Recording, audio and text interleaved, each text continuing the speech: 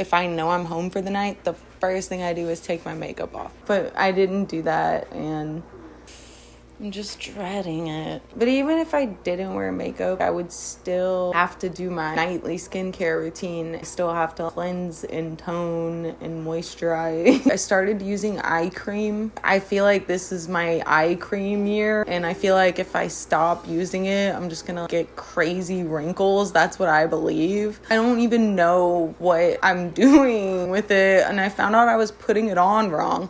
I was just smearing it. People were like, no, you shouldn't do that. You have to dab it. And I'm 29, so I feel like I'm still good for a little bit, but just not really sure when I'm gonna get my first like wrinkle.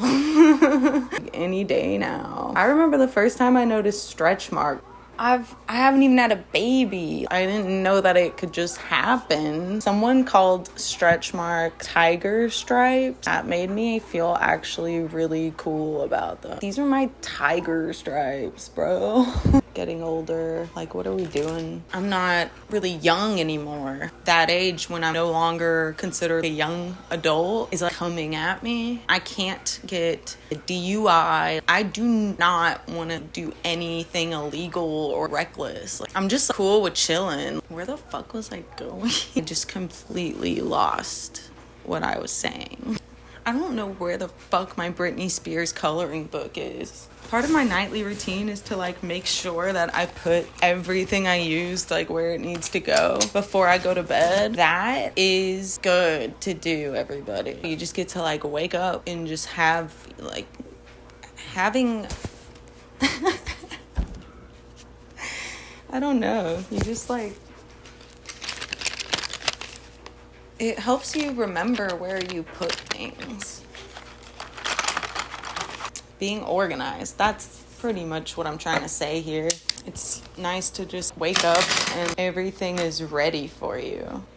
I think it's good that I went out and socialized tonight, because the social anxiety has been fucking real. So stressful. And I feel like I didn't always have it, so that's the thing. But I don't know, maybe I did. People in junior high used to tell me I was awkward all the time. That was the beginning for me. But then I'll meet people who I think are really awkward, and I'm like, oh, okay, I'm fine. I've compared a lot of people in my life to Michael Scott from The Office. When I see those people, I'm like, okay, I'm doing all right. I know I'm not Michael. Shit, I might be Kevin. I could be a little bit of like an Angela. I'm definitely a Meredith. I'll even be Creed. But I know I'm not Michael. And I know I'm not Andy either. And I've met some Andys. Andys are worse. I hated Andy. Andy made me so uncomfortable. That guy hits women. Fuck. I didn't want to put the tea in a mug because then it would get cold too quickly and then I would just like gulp it down. So I put it in the thermos, but it's still hot as fuck. Is there an in-between? Because like you put it in the mug and it gets cold, and you put it in the thermos and it stays way too hot for way too long. That's why I like getting coffee at gas stations, because I feel like that's the perfect cup. I look forward to it when I treat myself to a gas station coffee. And yeah, gas stations, because can't afford a Starbucks right now. Yeah, that's when you grow to love shit gas station coffee. I fucking love it. There's been times where I can't afford Starbucks and I'm like, I don't know, I'm craving the shit gas station coffee because my mom drank it all the time. I didn't know that not everyone was doing that. I always looked at Starbucks as like a treat. Ooh, you get that when you're like about to go shopping. The shit coffee at gas stations though can be really fucking good sometimes. I used to think that if it came out of a machine it was gonna be better than if it came out of a drip thing. And I'm not even talking about the handle ones that like Buc-ee's has, but the kettles, actual kettles on the hot plate, that can be the best sometimes. It's always the perfect temperature. It's always fresh as fuck. I mean, obviously if it's not fresh then no. I think because that's maybe the way I prefer mine. I like coffee pot coffee. I just want a coffee pot. I get so pissed when I'm at these houses and like they have all these insane ways to make coffee. The amount of people that are doing like espresso machines only. You know, I just want a coffee pot. I think the worst one I had was this espresso machine. It was like all steel and it had only buttons and like a whole screen. You could slide your finger across the screen and there were pictures. I went on the website to make sure I didn't break it, and then I had to watch a video on the website about how to use this thing, and that didn't make sense. So then I had to watch a video explaining the video I just watched, and I finally like sort of understand it. So I slide my finger and I look, and the thing, it does all this stuff. The only thing it doesn't do is make an entire cup of coffee. Because it's only for espresso. And this is the only way to make coffee in this house. There's not even a French press. I hate French presses. I hate them. But that is the next best. Everybody has a French press. Everybody has a French press. For some reason. And they didn't. They didn't have it. They only had this $3,000 machine that makes 12 different drinks, but none of them are 1 cup of coffee. They're all 2 ounces of espresso. I'm kind of cool with the Keurig things, but go through them too fast. That shit's too expensive. I kind of hate those, actually. I like them when I'm at a hotel. I love them when I'm at a hotel. If you don't have to worry about paying for them, they're very convenient. Don't love them for a house because they are so expensive. I don't know why anyone is buying those, to be honest. People who have like 1 cup a day, I guess. But you just go get it at the gas station at that point. Let's get coffee pots again, you know? Let's all go back to coffee pots. Okay, this place I went to, it was one of those quick 5-minute oil change places. And I've been to one of those before, but I remembered it being like $64, which isn't that crazy if you have 20% off. I was like, okay, that's what, like 40? Like, okay, like we'll be good. They got me on the air filter. Like, why? Is it a scam? Is it a scam? I need to know. They get at me every time. They're like, you cause a fire. And I'm like, well, fucking change it then. Change it. Just do it. Obviously, I don't want a fire. My dad taught me nothing about cars. Nothing. He would always just be like, all right, AAA, this is the card. Call them if you need anything. Sorry, as a fit girly, I just constantly need to pop or stretch.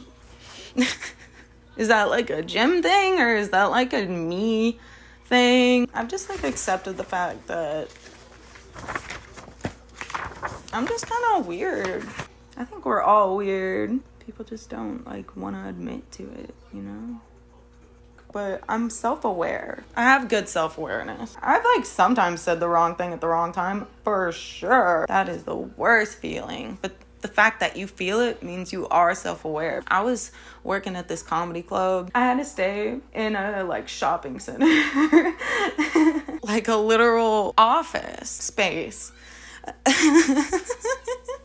Anything that's not like a restaurant, or there's just certain spaces where you're like not an office space. And I would say that a living situation is one of those places. You just kind of learn how to deal with it when you are in those situations. Have your own sheets. I always have a clean set of sheets in my car. I have a travel fan. I have to have a fan. And I think everyone should sleep with a fan if you are someone that can handle that kind of noise. For me, it's the perfect white noise, and it's loud enough to drown out any other background noise. That's the way to sleep. It keeps you cool and it blocks out any noise. And if you do get cold, start sleeping under your pillow. For me, I don't know. I get neck problems if I sleep on top of it. I'll bury myself with the fan blowing at my face. Tornadoes have happened while I've been asleep. I had no fucking clue. I don't really have like a desire to drink anymore. I do think I like being stoned better. I just wish I knew how to be stoned around other people. So I just got a job in fast food, kind of for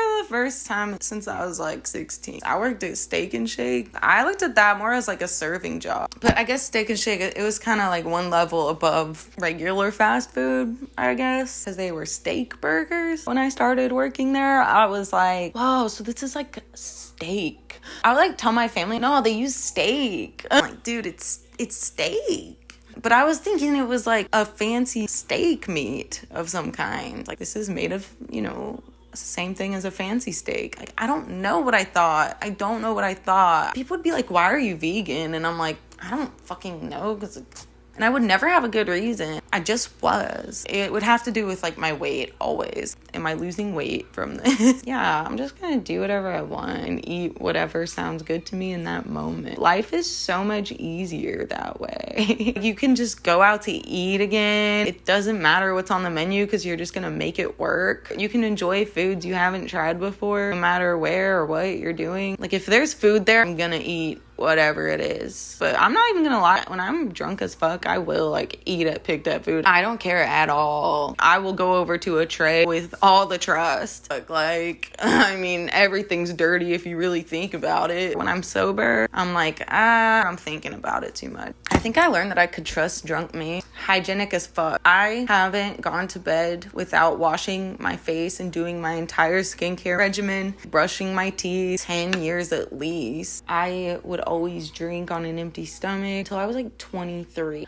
I needed to eat bread. I would drink on an empty stomach all the time because in my mind I was like, well, I didn't eat any calories today, so I can drink. Outside is for fun. That's how I look at it. I hate it when I'm stuck outside doing something I don't enjoy because it can ruin outside. I'm like, no, this is where I go to, like, escape for a little bit and just pay attention to the world. Be amongst the world and go outside. Always force yourself to be amongst